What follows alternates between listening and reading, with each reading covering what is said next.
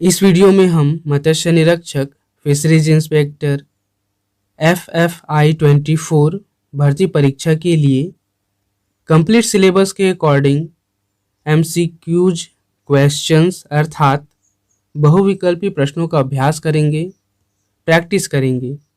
आपको इस वीडियो के साथ कंप्लीट सिलेबस का chapter wise, topic wise arrange किया हुआ PYQ एंड MCQs अर्थात बहुविकल्पी प्रश्नों का PDF मिलेगा, जिसमें लगभग 1500 प्लस PYQ एंड MCQs के प्रश्नों को आपके अभ्यास के लिए तैयार किया गया है।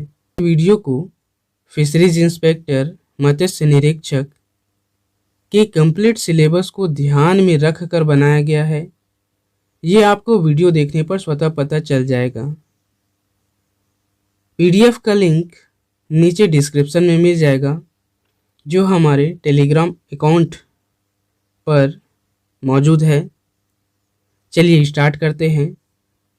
फिशरीज इंस्पेक्टर मत्स्य निरीक्षक के सिलेबस का यह चैप्टर 7 है। इस चैप्टर में हम shellfish breeding and hatchery management ये सभी टॉपिकों से इम्पॉर्टेंट MCQs पर बात करेंगे। चलिए स्टार्ट करते हैं। प्राकृतिक बीज संसाधन, स्थल चयन और संग्रह विधियां।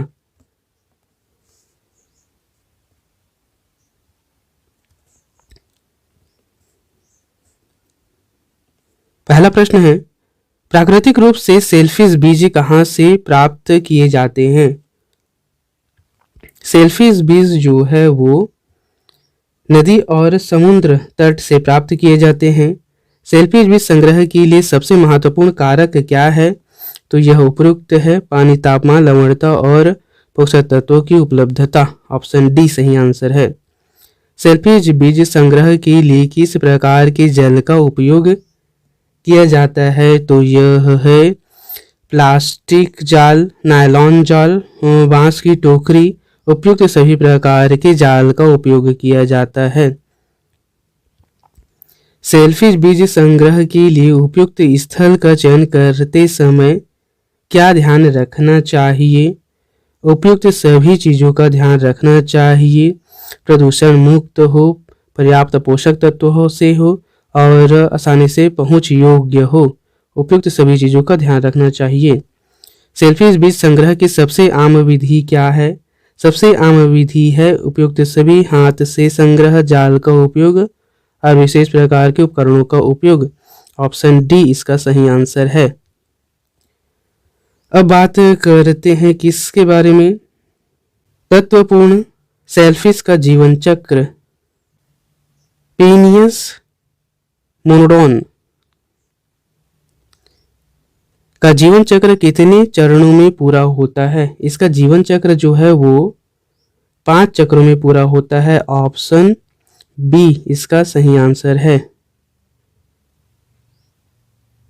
माइक्रोब्रैक्सियम रोजेनबर्गी के लार्वा को क्या कहा जाता है? इसके लार्वा को पोस्ट लार्वा कहा जाता है। Option D. पी वेन्नमई के जीवन चक्र का सबसे महत्वपूर्ण चरण कौन सा है? पी वेन्नमई के जीवन का सबसे महत्वपूर्ण चरण है पोस्ट लार्वा।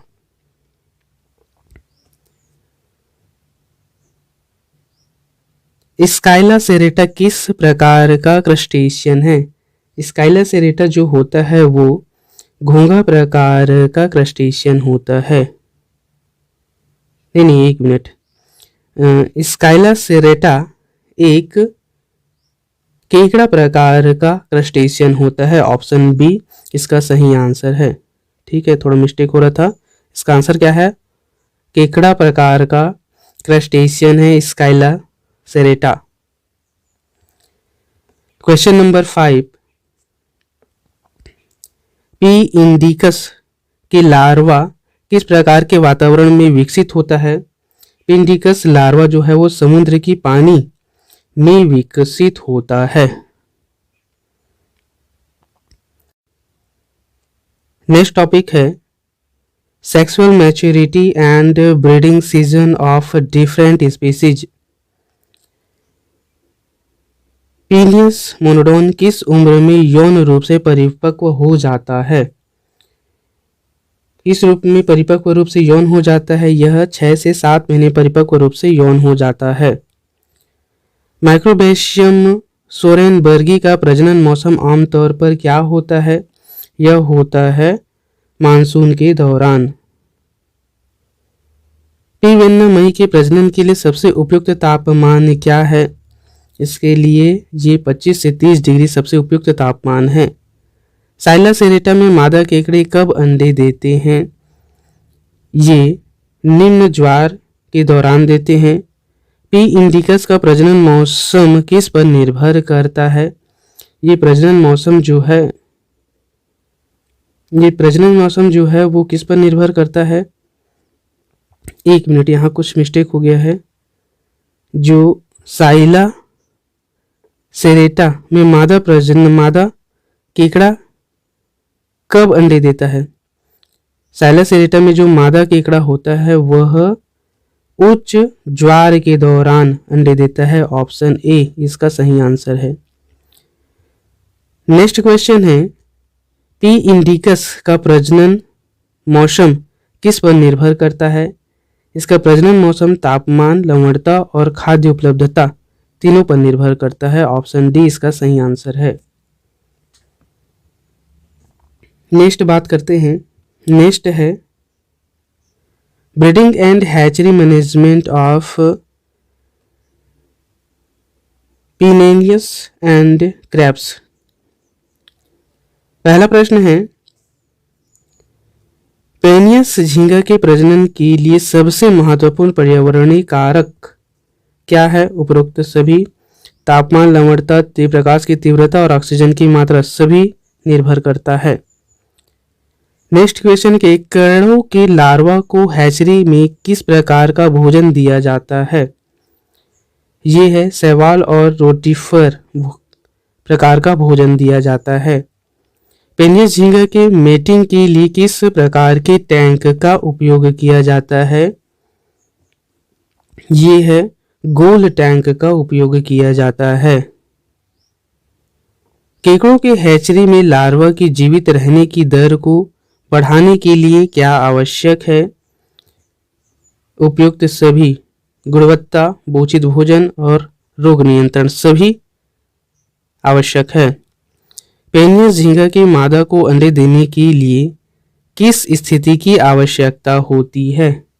वह स्थिति है उचित तापमान और लवणता।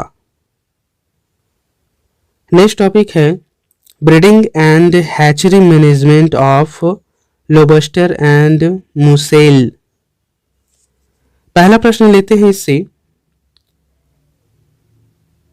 झींगा मछली के लार्वा को हैचरी में किस प्रकार का भोजन दिया जाता है? किस प्रकार का भोजन दिया जाता है? ये है ब्राइन झींगा और रोटिफर, जिस पर हमने अभी बात की है। मसल्स के लार्वा को हैचरी में किस प्रकार की परिस्थितियों की आवश्यकता होती है? स्थिर पानी और उच्च ऑक्सीजन वाले परिस्थिति की आवश्यकता होती है। झींगा मछली के मेटिंग के लिए किस प्रकार के टैंक का उपयोग किया जाता है? ये है छिपे हुए स्थानों वाले टैंक का उपयोग किया जाता है। नेक्स्ट क्वेश्चन, मसल्स के स्पॉनिंग को प्रेरित करने के लिए किस तकनीक का उपयोग किया जाता है? वह तकनीक क्या है? तापमान शॉक तकनीक है वह। नेक्स्ट क्वेश्चन है, झींगा मछली के लार्वा के विकास के लिए सबसे महत्वपूर्ण क्या है? ये तीनों महत्वपूर्ण हैं, इस पर हम कई बार बात कर चुके हैं। नेक्स्ट बात करते हैं महत्वपूर्ण सेलफिश के लार्वा चरणों का भोजन और आहार।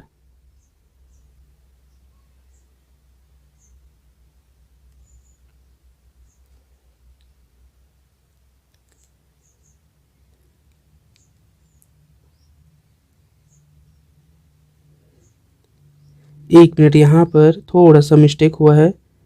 यहाँ प्रश्न क्रमांक चौथा देखिए। प्रश्न क्रमांक चौथा, चौथा में क्या है, मसल्स के स्पॉनिंग को प्रेरित करने के लिए किस तकनीक का उपयोग किया जाता है। मसल्स के स्पॉनिंग को प्रेरित करने के लिए उपयुक्त सभी प्रकार के तकनीक का उपयोग किया जाता है। तापमान शॉक का, रासायनिक उत्तेजना का और यांत्रिक उत्तेजना का। इसे करेक्ट कर लेना।